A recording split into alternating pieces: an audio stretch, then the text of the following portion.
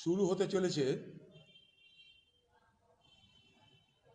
পবিত্র রমজান মাস। ঈদ উল ফিতরের আগমন হওয়ার প্রথম ইঙ্গিত রমজান মাস। এই পবিত্র মাসে মুসলিম সমাজের ধর্মপ্রাণ ব্যক্তিরা, যুবক যুবতী সকলে সমাজের সঙ্গে যারা জড়িত, মুসলিম সমাজের সঙ্গে বা মুসলিম ধর্মকে যারা বিশ্বাস করেন, তারা রোজদার হিসাবে রমজান পালন করেন। এই সেই রমজান মাস, যে রমজান মাসে উমাল কিতাব কুরআনের নাজেল হয়েছিল, এই পৃথিবীতে আত্মপ্রকাশ করেছিল। তাই এই মাসকে অত্যন্ত পবিত্র মাস হিসেবে গণ্য করা হয়। এক মাস ধরে উপবাস, ইফতার, নামাজ, রোজা, ইবাদত, তার মধ্যে দিয়েই সারা দুনিয়ায় যেমন রমজান পালিত হয়, মুসলিম জাহানে, আমাদের দেশে, আমাদের রাজ্যে একইভাবে তা পালিত হয়। সেই পবিত্র রমজান মাসকে সামনে রেখে আমি কতগুলো দাবি করেছি পশ্চিমবঙ্গ সরকারের কাছে।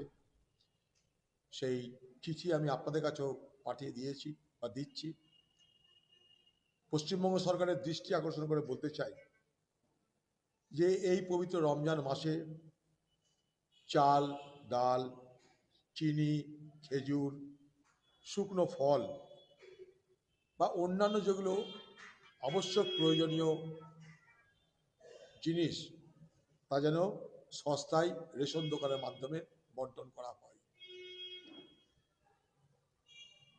2 নম্বর দাবি যে বাজারে এই সময়, কারণ রমজান মাস পালিত হলে ইফতারের সময় ফল তাদের চাই, ফল তারা খাবে, তাই কিছু অসাধু ব্যবসায়ী এই সুযোগটা নিয়ে ফলের দাম বাড়িয়ে দেয়।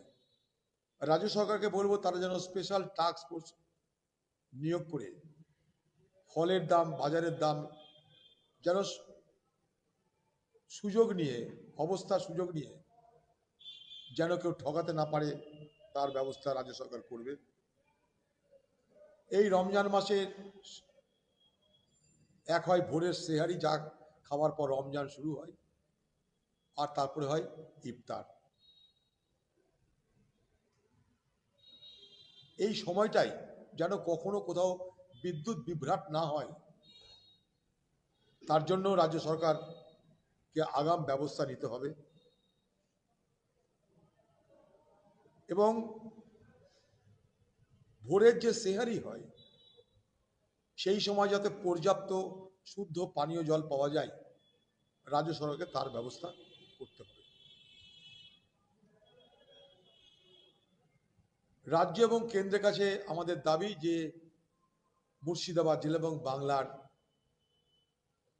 সংখ্যালঘু মানুষ বা মুসলিম সমাজের মানুষের জন্য যেন বিশেষ ট্রেনের ব্যবস্থা করা হয়। ঈদ উল ফিতর অর্থাৎ ঈদ যখন পালিত হবে তার 1-1.5 সপ্তাহ আগে থেকে।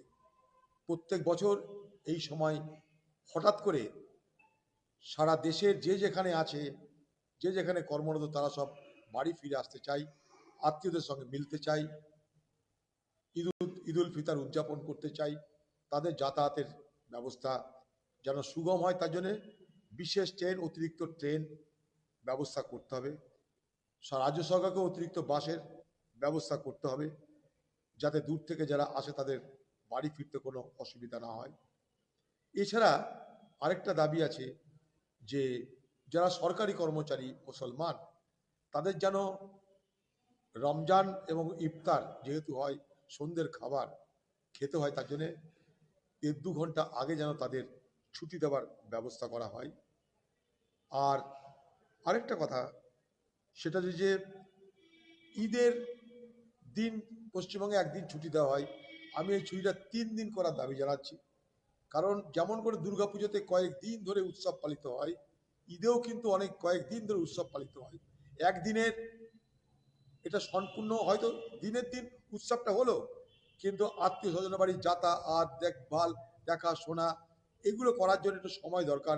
তাই অন্তত যেন 3 দিন, অর্থাৎ ঈদ, ঈদের আগের দিন, ঈদের পরের দিন যেন ছুটির ব্যবস্থা করা হয়। এই কতগুলো মৌলিক দাবি আমি করেছি। এর সঙ্গে যেটা বলতে চাই সেটা হচ্ছে এই রমজানের মাসে মুসলমান সমাজে যারা ইমাম মুয়াজ্জিন তাদের কিন্তু অনেক বেশি ধর্মীয় আচার আচরণ পালন করতে হয়, অনেক সময় ব্যয় করতে হয়। তাই মসজিদে মসজিদে এই ইমাম মুয়াজ্জিনদের যেন বিশেষ আর্থিক বরাদ্দ করা হয় এই রমজানের মাসে, এটা আমার দাবি। আর ঈদের সময় ঈদুল ফিতর যেদিন হবে তার আগে বা পরে যত ঈদগাহ আছে এই পশ্চিমবঙ্গে প্রত্যেকটা ঈদগাতে যেন আলোকসজ্জার ব্যবস্থা করা হয়। অন্যান্য ধর্মেও যেমন রাজ্য সরকার সুযোগ সুবিধা দিয়ে থাকে, মুসলমান সমাজের এই পবিত্র পরব ঈদেও যেন সেই সুযোগ সুবিধা দেওয়ার ব্যবস্থা করা হয়, এটা আমার দাবি।